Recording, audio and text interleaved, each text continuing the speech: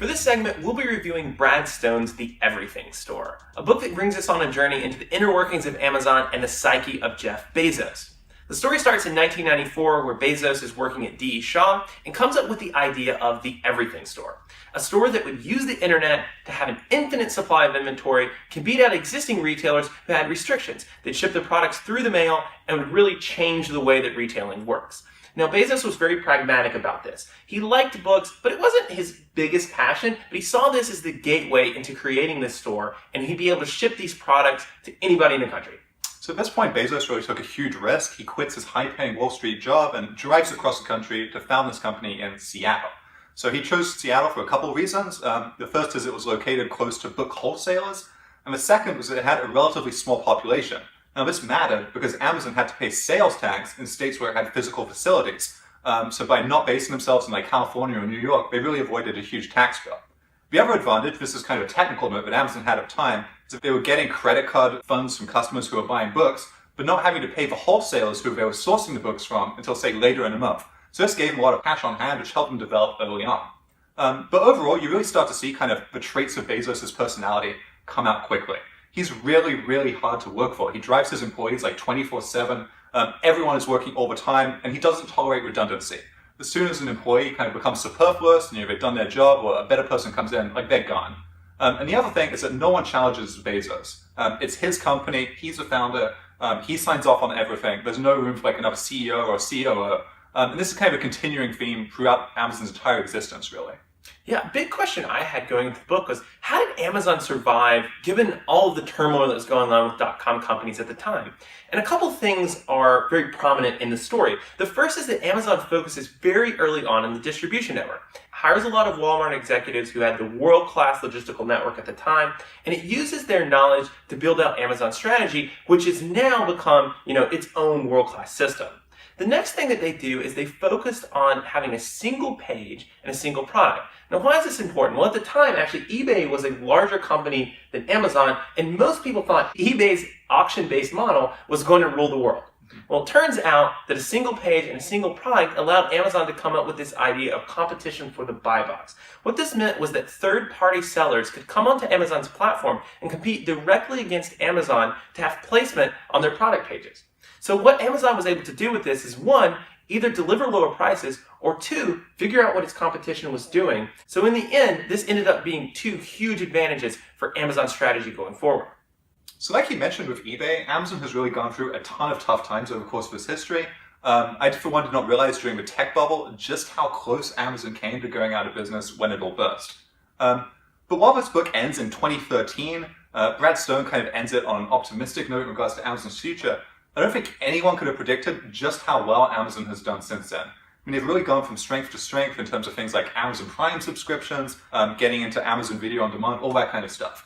But you do kind of see the groundwork for this in the book. So there's a lot of time spent, for example, on Kindle development. The Kindle, the e-reader, does not seem like particularly relevant today, but you do see how Bezos was trying to turn Amazon into more of a tech company. He was investing in things like better product search on Amazon to try and compete with Google a little bit. And this kind of R&D research, I think, really led to stuff like Alexa and Echo, where Amazon, while not being viewed as kind of a traditional tech company, a Silicon Valley tech company, was really ahead of the pack when it came to getting these home voice devices out into the market and ingrained in people's minds. And for Amazon's goal of becoming the everything store, they want you to be able to buy anything at any time. And for them, having a device where you can just order anything just sitting in your home is absolutely crucial. Yeah, I really loved being able to see the technical side of Amazon come through, but the one thing that stood out to me when I was reading this book was the negotiation piece. Bezos is a ruthless negotiator, and I thought about the HQ2 segment we did earlier, where we talked about a winner's curse and a possibility if you win HQ2, you might not be so happy with it. After reading the negotiation pieces of this book, I have to say, if you win HQ2, you've probably lost, because Bezos simply does not lose any of these negotiations. Absolutely. I mean, all these cities are like prostrating themselves, like sending gifts to Seattle and whatnot. Like, be careful what you wish for, because Amazon's not going to cut you any slack whatsoever. One thing I would like to comment on is Brad Stone's writing in this book, because I think he really brings the subject matter to life. He takes some stuff that could be really dry, like he's describing Amazon redesigning their warehouses or fulfillment centers as they call them, and he turns it into like quite compelling reading.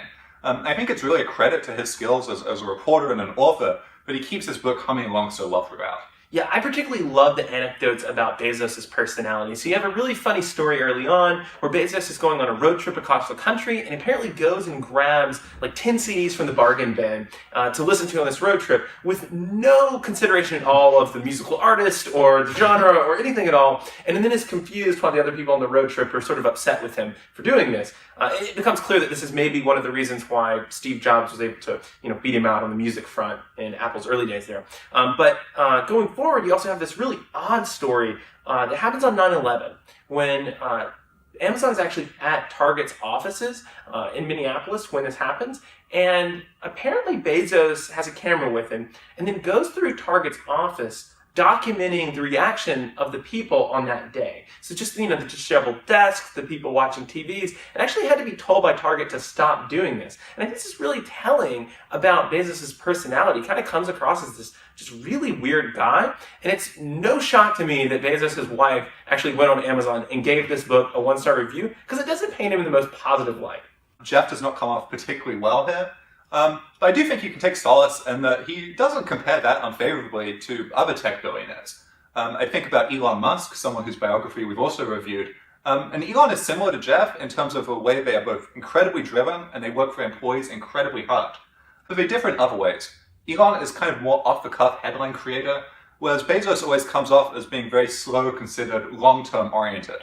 And you see this in terms of their space startups, where SpaceX is really a move fast and break things type approach, where they're just trying to get rockets in orbit as quickly as possible, whereas Blue Origin has really taken their time developing basically a single engine. But overall, I think Bezos' strategy has kind of given Amazon this aura of invincibility and inevitability, whereby people just think that Amazon is going to keep going and going, growing and growing, eating up industry after industry, taking over more and more of the total e-com market, both in the US and worldwide, and that there's not really much anyone can do to stop them. Yeah, I absolutely expect Amazon to be the first company in history to be prosecuted by the Sherman Act without ever making a profit. And I really look forward to Brad Stone's comprehensive coverage of this event. Thank you for joining us. This is Random Talkers.